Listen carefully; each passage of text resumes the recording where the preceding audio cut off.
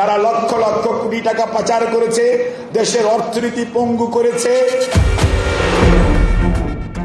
রাজনৈতিক দলের পেছনে লাগার দরকার নেই, ঘাপটি মেরে থাকা স্বৈরাচারের দোসরদের পেছনে লাগুন, এমন মন্তব্য করেছেন বিএনপির স্থায়ী কমিটির সদস্য অধ্যাপক ডাক্তার AZM জাহিদ হোসেন। ক্ষমতাচ্যুত স্বৈরাচার শেখ হাসিনা ফিরে আসবে না মন্তব্য করে তিনি বলেন, লক্ষণ সেনকে ইতিহাস ধারণ করেনি, যতই হম্বিতম্বি করুক হিটলারও ফেরত আসেনি, তার বংশধররাও ফিরে আসেনি।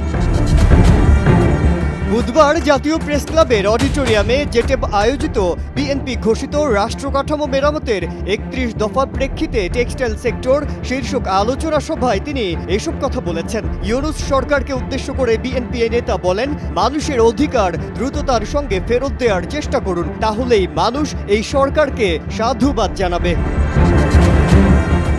বাংলাদেশের শাসন ব্যবস্থায় আওয়ামী লীগের ফিরে আসার কোনো সম্ভাবনা নেই বলে জানান বিএনপির স্থায়ী কমিটির সদস্য অধ্যাপক ডাক্তার AZM জাহিদ হোসেন। তিনি বলেন, পালিয়ে থাকা অবস্থায়ও হম্বিতম্বি থামছে না আওয়ামী লীগ নেতাদের, কিন্তু এসব করে কোনো লাভ নেই। মানুষের পাহাড় সম ঘৃণা মারিয়ে তাদের আর ক্ষমতায় ফেরা হচ্ছে না।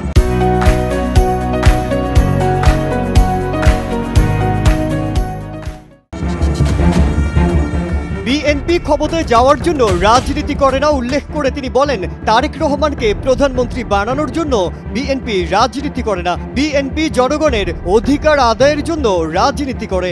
ডাক্তার জাহিদ বলেন, স্মরণ করিয়ে দিতে চাই, আন্দোলনের মূল মন্ত্র ছিল জনগণের অধিকার আদায় করা, সেটি হচ্ছে বিএনপির দাবি। সেজন্যই বৈষম্য বিরোধী ছাত্ররা আন্দোলন করেছেন, বিএনপি তাদের শ্রদ্ধা ভরে স্মরণ করবে।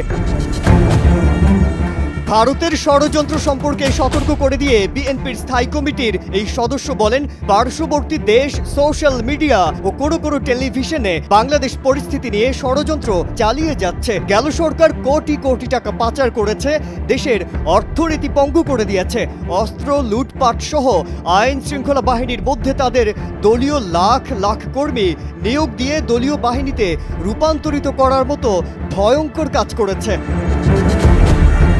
তিনি বলেন, ডক্টর ইউনূসের অন্তর্বর্তী সরকারের প্রতি দেশবাসী পৃথিবীর মানুষের আস্থা আছে, নিঃশর্তভাবে সরকারকে সহযোগিতা করছে দেশের মানুষ। সরকারের সিদ্ধান্ত হতে হবে আরও বলিষ্ঠ, আরও দ্রুততার সঙ্গে, তা না হলে স্বৈরাচারের দোসররা যারা প্রশাসনের বিভিন্ন জায়গায় ঘাপটি মেরে আছে তারা কিন্তু ফানা তোলার জন্য বিভ্রান্তি করার চেষ্টা করতেই থাকবে।